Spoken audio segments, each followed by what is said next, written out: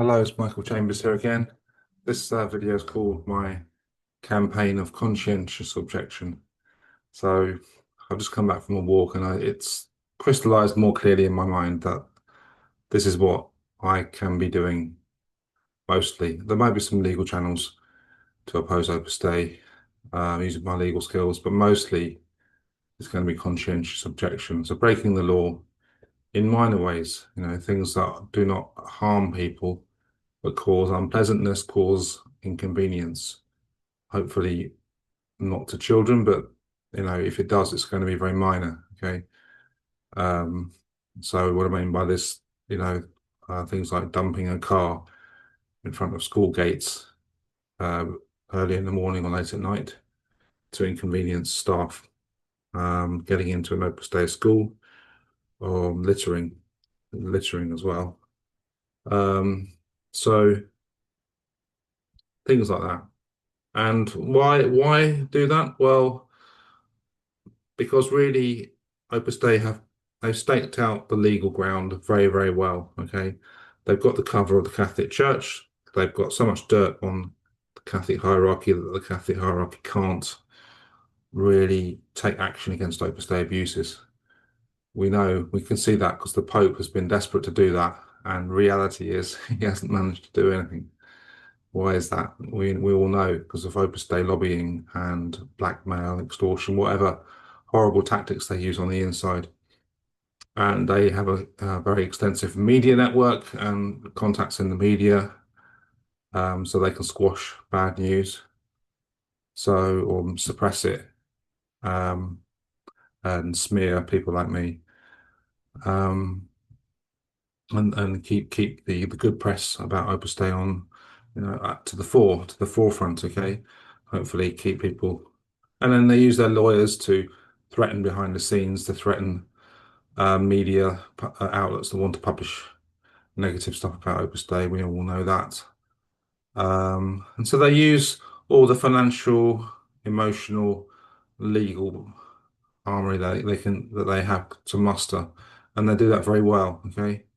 What they can't deal with so well is somebody willing to break the law to bring to use the legal processes against them, against me, to bring light onto the situation, onto their abuses. And I have that advantage that, first of all, I have a painful past of Opus Dei, so I can talk from my own experience.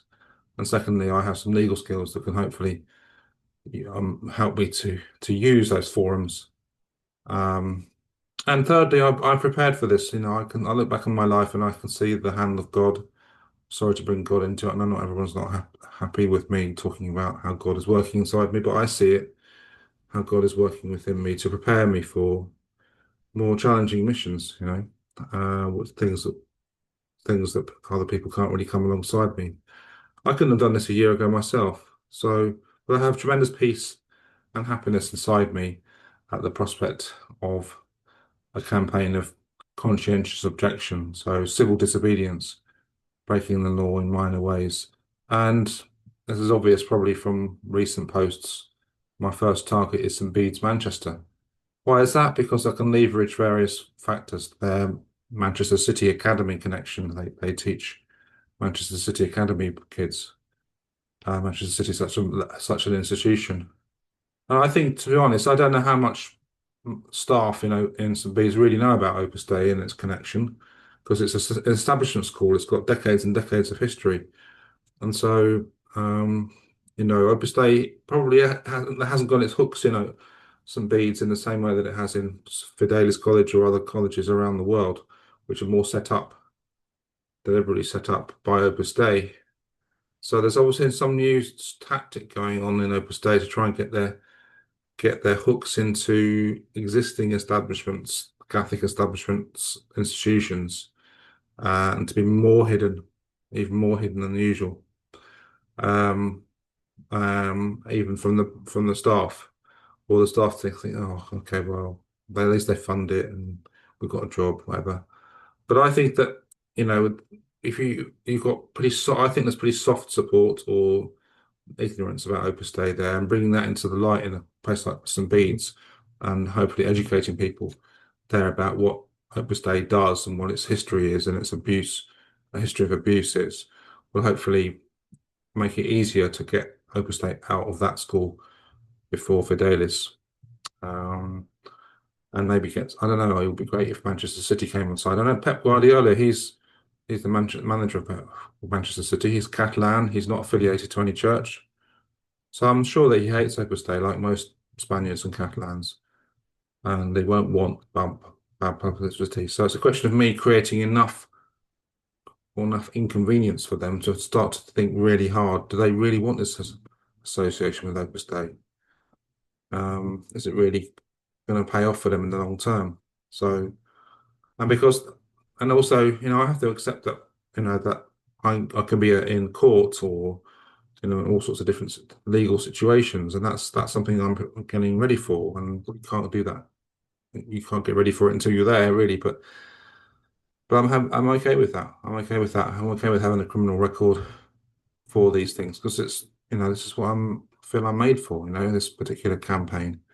Um, it's not an accident that I have my talents and my history to do this. And if there was an easier way, then I'm sure we would have all tried it by now. And so I will use every opportunity to say, look, I'm not going to cooperate with the court process, or I'm not going to accept the orders of the court because it's my ambition to use the court processes to publicise the abuses of Opus Dei. So to put everybody in an uncomfortable position about that, because the reality is the real criminal gang is Opus Dei. They're the child grooming, groomers of vulnerable adults worldwide for decades and decades. Do it in plain sight under the Catholic label. They just get away with it. And anybody close up to Opus Dei who's not captive to them knows that and is helpless, including bishops. So that's my resolution for today, is to absolutely hammer every institution that I can that enables Opus Dei to stay on the road. Okay, and the very first one is already St Bede's, Manchester. Um, so um, and so I apologise in advance for people who are having to clear up the mess that I cause. Okay, I hope one day I can make some token of amends once Opus Dei is out of school, out of Manchester, and gets out of England. We're certainly out of the school. Then I can start to say, look, I'm sorry I had to do what I had to do, but I want to make some token of amends. But until then, it's war.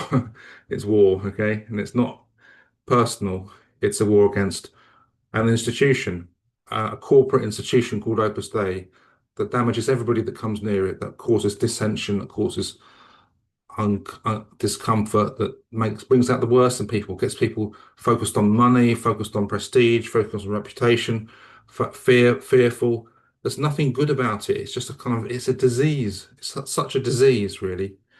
And it just captures people and ties them up in knots.